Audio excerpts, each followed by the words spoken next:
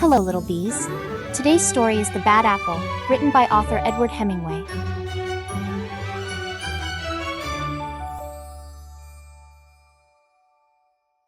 Are you ready?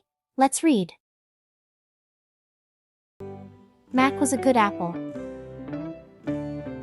He shared his toys with the other apples, helped Granny Smith pick up after art class, and loved to dive fearlessly into the watering hole. On a sunny day, Mac could bob for hours. On cloudy days, Mac would search for the perfect pillow of green grass and take a long nap. In his dreams, it was always sunny, but one day, as Mac lay sleeping, it began to rain.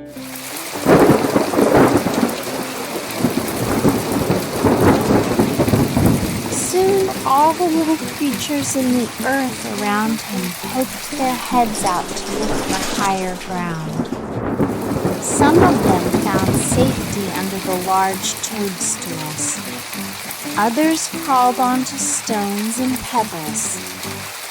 But one small worm had another idea. When Mac woke up, he was covered in raindrops, and he wasn't alone. You won't believe the dream I just had. A funny little worm was tickling me, right here.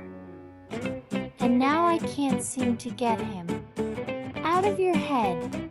It was you. And that's how Mac met Will. Will showed Mac how to fly a kite, fly himself, and play in the dirt. He loved making a mess. Mac took his new friend to the watering hole to clean off.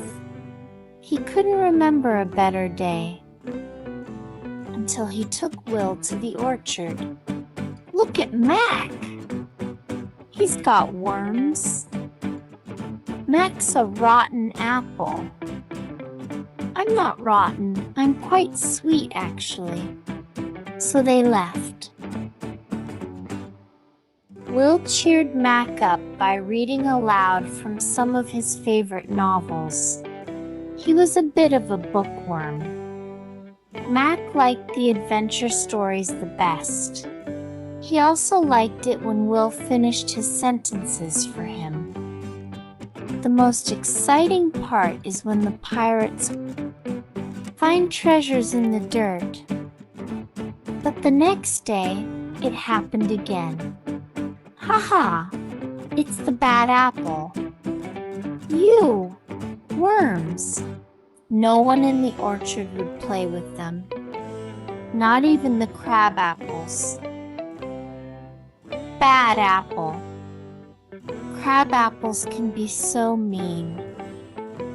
That night, the two friends sat alone on the grass without saying a word.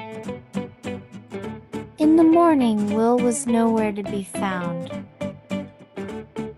Mac went back to playing with his orchard friends, diving fearlessly into the watering hole, and painting in Granny Smith's class.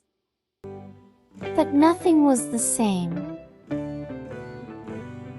There was a hole in Mac that he just couldn't fill. Not a big hole, just a teeny tiny little.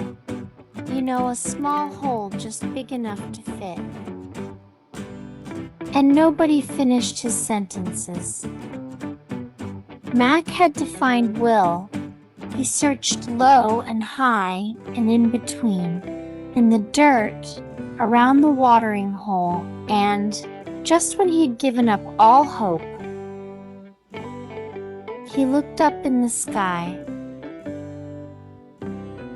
Yay! Mac knew he'd rather be a bad apple with Will than a sad apple without him. I was hoping you could. Help me turn the pages? How did you know? Because you'll always be a good apple in my book.